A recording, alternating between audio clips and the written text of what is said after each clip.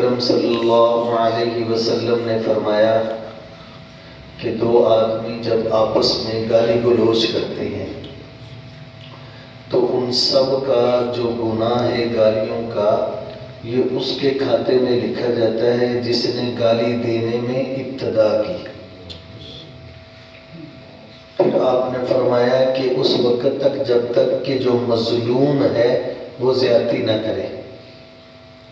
دوبارہ پھر سنیں، نبی اکرم صلی اللہ علیہ وسلم نے فرمایا کہ جب دو آدمی گالی گلوچ کرتے ہیں تو یہ گالی کا گناہ اس کے کھاتے میں جاتا ہے جس نے گالی دینے میں ابتدا کی، جب تک مظلوم جو ہے وہ زیادتی نہ کرے۔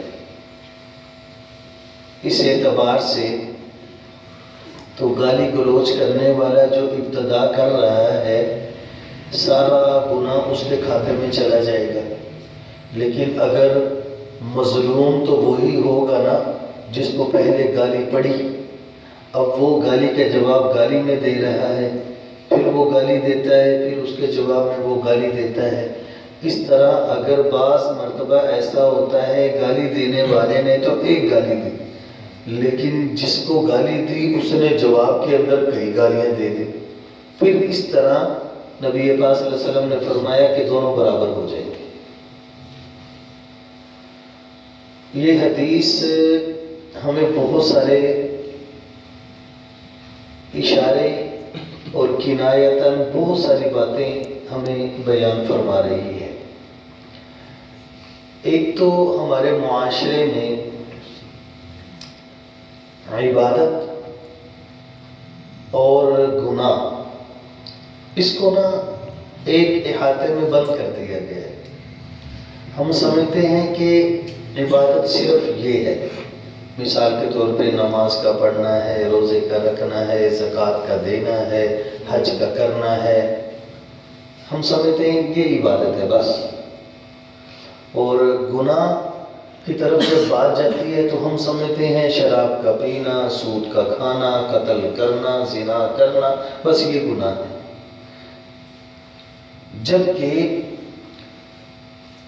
اس سے قبل ایک بات ہمیں سمجھنی چاہیے کہ نبی اکرم صلی اللہ علیہ وسلم آخری نبی ہیں، آپ کے بعد کوئی نبی نہیں، اور آپ جس دین کو لے کے آئے ہیں وہ دین بھی آخری ہے، اور جس امت کی طرف آپ نبی بن کے آئے ہیں وہ امت بھی آخری امت ہے۔ اس وجہ سے ہمارا دین اسلام جو ہے وہ کامل، اکمل، مکمل دین ہے، اور اس کے اندر کوئی بات بھی جو ہے نا وہ نبی پاک صلی اللہ علیہ وسلم نے نہ تو چھپائی ہے نہ پیچھے رکھی ہے۔ اسلام نے جہاں ہمیں اللہ کے احکام کو پورا کرنا بتایا ہے، اس کے ساتھ ساتھ اسلام نے ہمیں اللہ کی عبادت کے ساتھ انسان کی انسانیت کو بھی سمجھایا ہے۔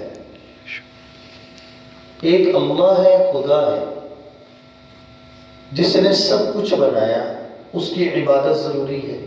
جس کو رب نے بنایا اس کا احترام بھی ضروری ہے۔ اگر اللہ نے ہمارے لیے سب بنایا اور ہمیں اپنی عبادت کے لیے بنایا تو پھر اللہ نے یہ بھی فرمایا کہ تو میری عبادت کے لیے ہے، تو تیرے ادب اور احترام میں اگر ہم نے ساری مخلوقات کو بنایا ہے تو ساری مخلوقات کو یہ بتایا بھی ہے کہ تیرا احترام کیسے کرنا ہے۔ اب یہ حدیث جو ہے ہمیں یہ صاف صاف یہ بیان فرما رہی ہے کہ تیری نماز، تیرا روزہ، تیری زکوٰۃ، تیرا حج جو ہے وہ ایک طرف ہے، اور کسی انسان کے ساتھ بلا وجہ گالم گلوچ جو ہے وہ دوسری طرف ہے۔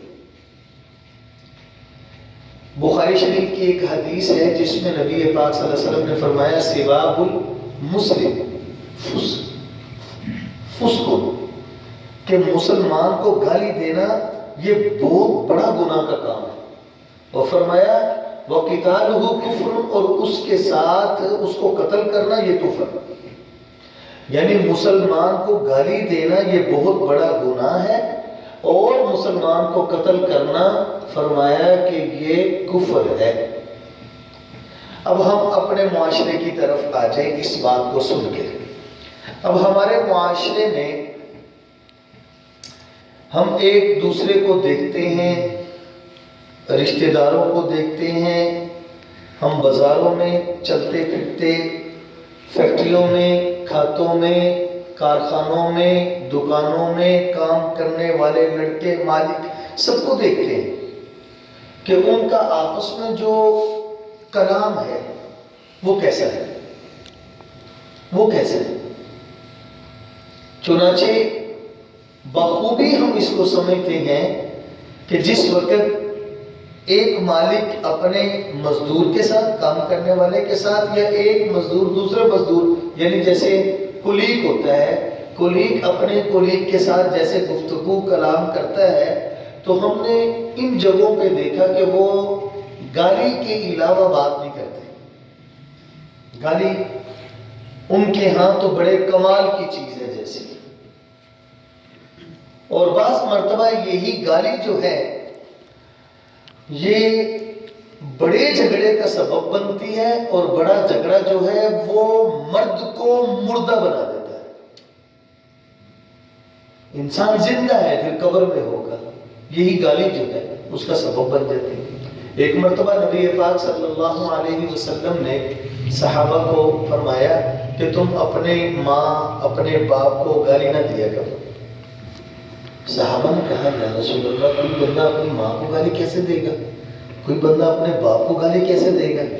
تو نبی پاک صلی اللہ علیہ وسلم نے فرمایا جب تم کسی کو گالی دو گے تو وہ جواب میں تمہیں گالی دے گا، گویا کہ تم اپنے باپ، اپنی ماں کو گالی دینے کا سبب بنے، گویا کہ تم نے اپنے ماں باپ کو گالی دی، تم نے اپنے ماں باپ کو گالی دی۔ اب گناہ نبی پاک صلی اللہ علیہ وسلم کی زبان سے نکلا کہ یہ گالی دینا جو ہے ایک دوسرے کو یہ بہت بڑا گناہ ہے، خود آپ صلی اللہ علیہ وسلم فرما رہے ہیں۔ اور محدثین نے اس کی تشریح میں ایک بات یہاں تک فرما دی کہ روز مرہ یا عام حالت میں انسان دوسرے انسان کو ماں باپ کی گالی کے علاوہ جو الفاظ ایسے استعمال کرتا ہے جن الفاظ کے ذریعے سے دوسرے مسلمان کو تکلیف پہنچتی ہے، وہ بھی گالی ہے۔ مثال کے طور پہ کوئی ایسا جملہ جیسے کسی کو گدھا کہنا، لفظ خبیث تو ہے ہی گالی نا۔ تو ہمارے ہاں پنجابی میں تو گالیوں کے بڑے عجیبو، پنجاب والے جو ہیں مرد و عورت وہ تو بہت گالیاں نکالتے اور بہت زیادہ گالیاں نکالتے، اور جب ان سے پوچھا جاتا ہے وہ کہتے ہیں ہم کون سا صحیح گالی نکالتے، ہم تو مذاق میں کرتے ہیں، مذاق میں۔ تو مذاق اللہ تعالیٰ جب فرما رہے ہیں کہ مذاق تو وہ ہوتا ہے کہ جب دو دوست آپس میں کریں تو دونوں ہنس رہے ہوں نا، یعنی کرنے والا اور جس کو کیا ہے دونوں کسی بات کو محسوس، تکلیف کو محسوس نہ کریں، دونوں مسکرائیں اس پہ۔ تو جب کرنے والا کرتا ہے اور جس کو کر رہا ہے اس کو تکلیف ہو رہی ہے تو وہ مذاق تو نہیں ہے، وہ مذاق تو نہیں ہے۔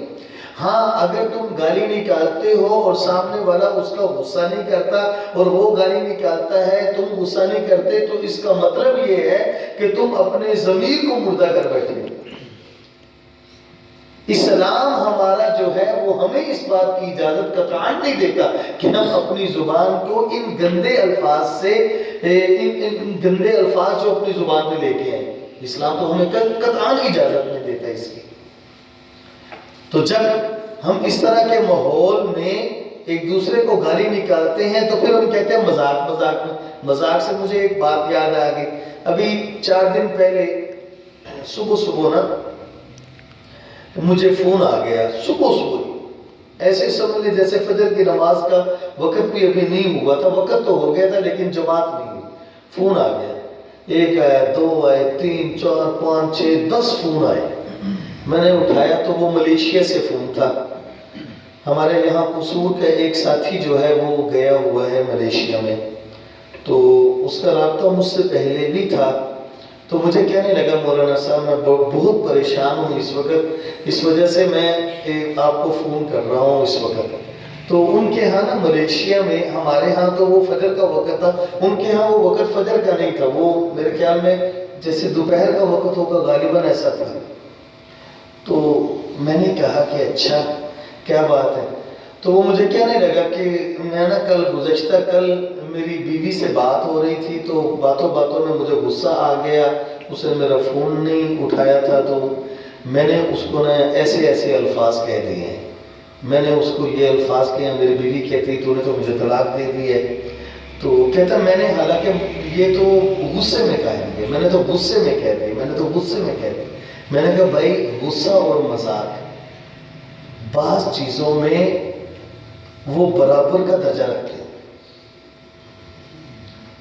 کہتا میں نے اپنی بیوی سے کہا تھا، بعد میں نے آپ کو بتا بھی دوں کہ اپنا اس طرح کے الفاظ تھا کہ ہم بھی اپنی زبان سے نہ نکالیں، ہمیں شریعت ان کے بارے میں کیا حکم دیتی ہے۔ اس نے اپنی بیوی کو کہہ دیا کہ تو مجھ سے آزادی چاہتی ہے تو لو میں نے تمہیں پکا پکا ہی آزاد کر دیا، اب تو آزاد ہے میری طرف سے۔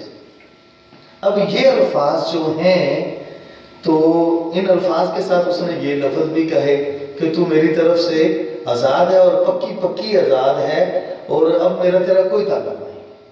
اب یہ الفاظ شریعت کہتی ہے کہ یہ طلاق بائنہ ہو جاتی ہے، اس سے طلاق ایسی طلاق ہوتی ہے جس کا رجوع بھی نہیں ہوتا، جس کا رجوع نہیں ہوتا، ایسی طلاق ہوتی ہے۔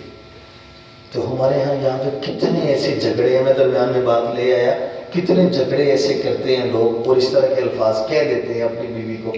شریعت ہمیں کیا کہتی ہے؟ شریعت کہتی ہے کہ اگر وہ یہ لفظ کہے کہ تو آزاد ہے، بس اتنا، ایک تو ہے نا تو آزاد ہے، پکی پکی آزاد ہے، تیرا میرا کوئی تعلق نہیں آج کے بعد، یہ تو طلاق بائنہ ہے، یہ صاف بات ہے، یہ تو طلاق بائنہ ہے۔